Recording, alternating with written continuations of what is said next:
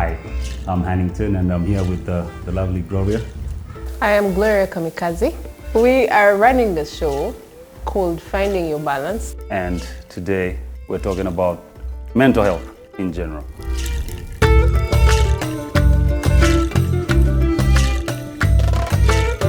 Mental health is so wide.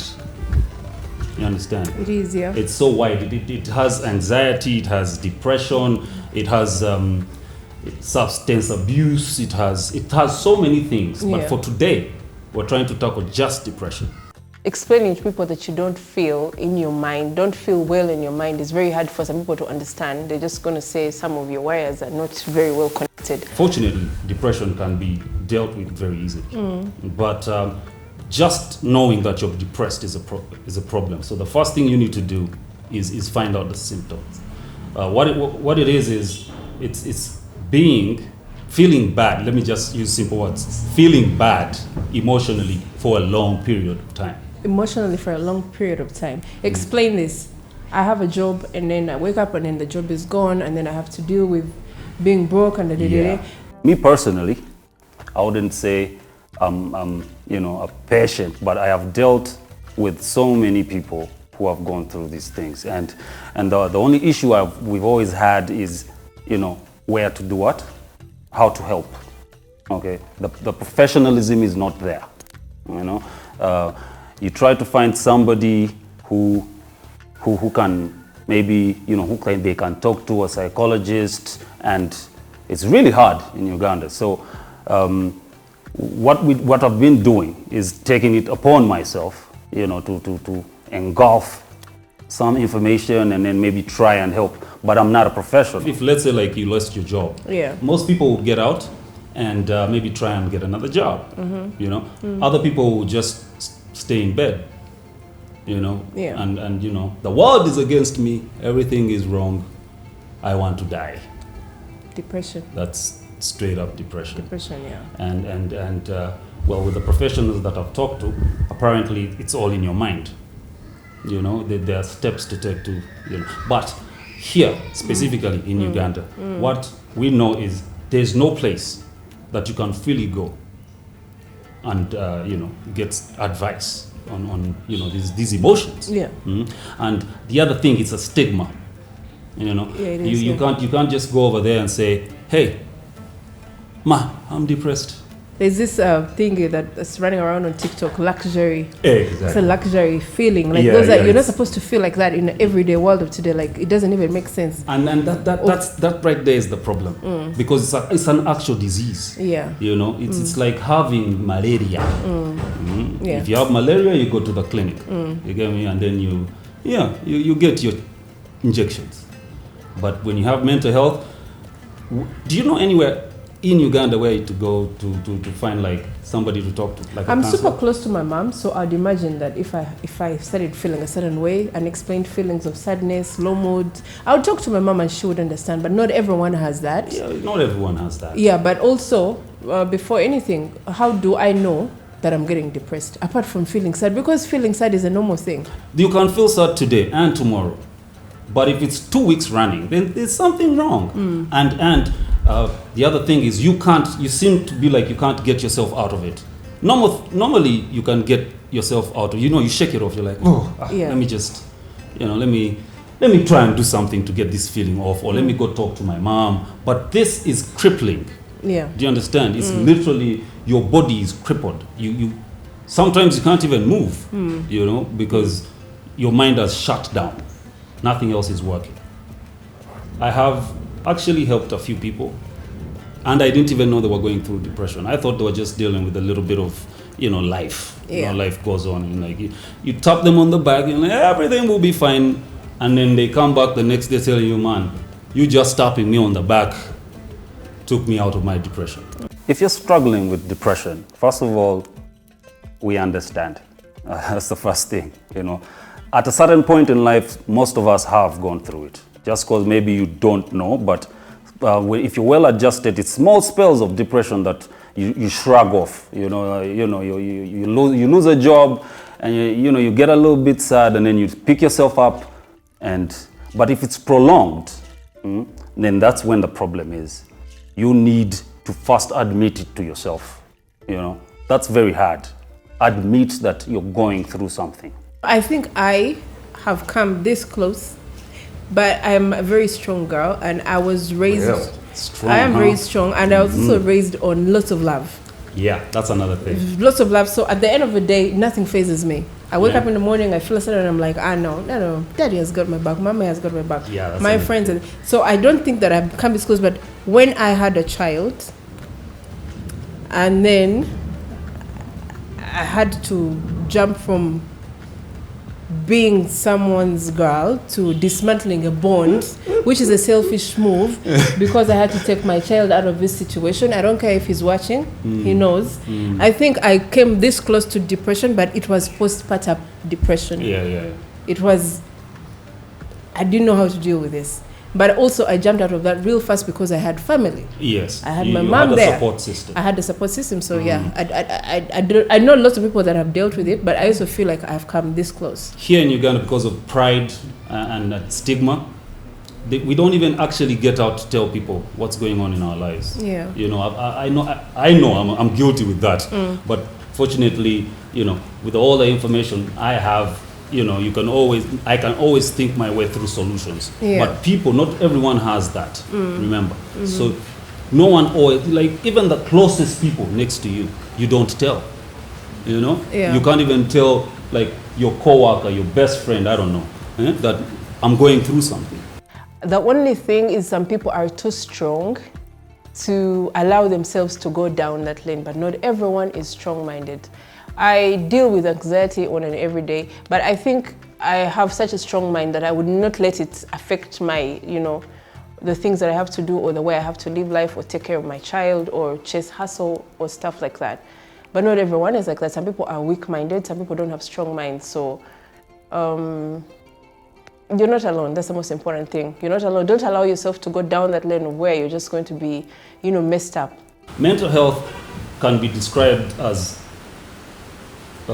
emotionally being well, like the way this show is called, finding your balance. Your head is you're in a good space. Yeah, you're in a good no matter space. what you have to deal with every day. Good. Yeah. You know, that's mental health. Because, you know, if you're healthy in the mind, then your body follows. This denial and shying away, the stigma, that needs to be washed away. And then you can get help.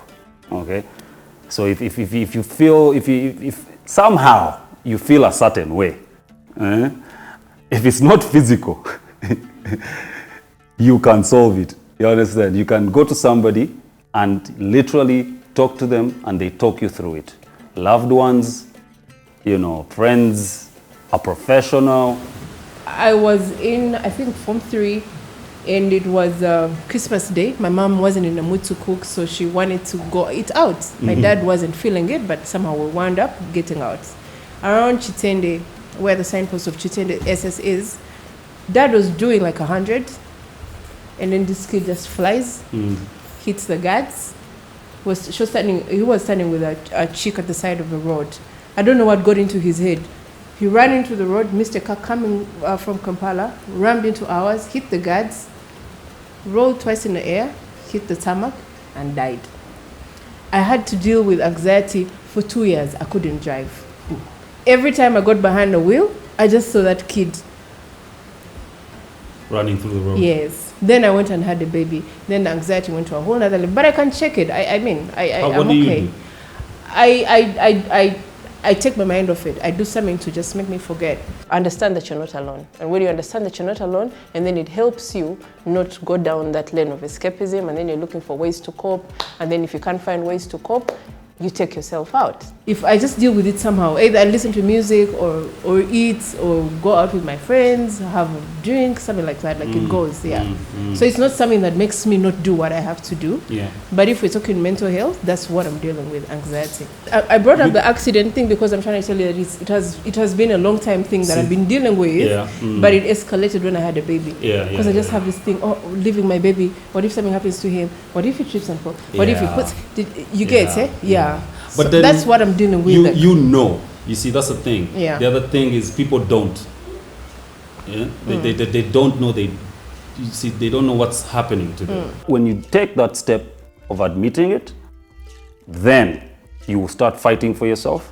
And then that's when you start going out there to find help. You go to friends, family, and then you ask them how to help. You don't have all the solutions, but whenever you ask somebody, that somebody, if they don't have the solution, will ask somebody who has the solution. My depression is just being maybe spoiled, because it comes from a place of being failure. You see, when failure causes a whole lot of that, because every time you fail at something, it compounds. Every single time, it just compounds, and then it grows into this whole thing of, man, I'm a failure. Yeah. I feel like that sometimes. You're like, oh God, I shouldn't even try to do anything anymore. Like every time you try something and then it doesn't go the way you want it to go. Yeah, those feelings sit in, but... Yeah, but you see, if you just pick yourself up. But some people don't. So they think, oh, you know what, maybe life is against me. Why should I try anymore? And then down the hole they go. Okay, so how have you been dealing with that? I mean, come on, I'm a whole human being. Yeah. You get me? And I have a whole support system. Privileged kids. Not privileged. So also, like we said, the people that are at the grassroots level are the ones who deal with depression the most. People who don't have people, like, and the good thing here I'm talking Uganda, right? We have big families. That's right. Even the ones down have big families. So even if you don't know, someone in your family might know. They will notice it, and they'll take steps to make you get better. So they will ask you what's wrong, then tell you maybe we go out or what, and slowly you're digging yourself out. Not everyone gets that. That's what I'm saying. Not everybody gets that. Yeah. And they don't know that they're going through a thing. So the basic signs of that you know when you're getting depressed and stuff is just intense, unexplained, prolonged feelings of sadness. That is all. That's it. But then, of course, that will affect your body health also. You will start not eating. You're angry all the time. You're anxious. You don't like doing the things you normally used to like doing. So now that we are dealing with things like this, and I'm getting more knowledge about this issue, these issues, mental health issues, and maybe I will know which routes and the ways to help. But for now, most of the people that I know are in denial. Normally what people do when they're going through mental health disabilities, they go to substances, and that never helps. Because that's the quickest route. Yeah, you can take it makes you feel good for a bit, but then it's just compounding the problem, sending you right all the way down. And that's one problem on another. So you're becoming an addict, and you have a mental health problem. Okay, so how does the average person deal with depression or whatever comes with this crazy world and not find themselves drawn into the clutches of substance? Because it's it's escapism. It actually we helps. all do it. You get it helps. A glass of wine, a bottle of beer, having a blast with your friends, it makes you forget whatever you're dealing with. So how do you not find yourself drawn into that world? So I think the first step is say it to yourself. Look in the mirror and say, yeah, I'm depressed. Okay? And when you see yourself say that, then you've started to fight for yourself. And then I'm guessing that's when you will start now looking for other people. The biggest strength is admitting you need help. Here's a trick. Find somebody you don't know. At all, like... And they'll think you're just cuckoo. Like, who's going to listen to you? Find somebody you don't know and sound it out. Do you know why people psychologists keep on saying, let's talk about this? Every time you sound out something, you hear yourself saying it. And it heals you. It doesn't heal you. It just gives you the fight. You're starting to fight for yourself. It gives you a fighting chance. Because you're like, was that me? Yeah. You get me? Yeah? You're like, what the? No way. That sometimes I want to stand on a high balcony and throw myself down. What is that? That's no way. Yeah. You get so. This is drastic, finding a random person to talk to. Yeah. But if you find a random person... Here in Uganda, you can get slapped for that. Yeah, but you see, whatever the outcome is you are starting to fight for yourself. Depression cripples you, that you don't even pick up anything to fight for yourself. Yeah. You get me? You just submit to the feeling, and it takes you. But you starting to fight for yourself is the first step. You're like, now I need to get better. It's very hard to tell some people that they're dealing. People take offense. So I think also it starts with them. If they accept that they're dealing with something, then they're easy to talk to. Unfortunately, most of the people that are in my circle and are dealing are still in denial. The only place I know is Butabika. And it's an open hospital. I know this for sure. You walk in and they take you on. Straight up. It's free.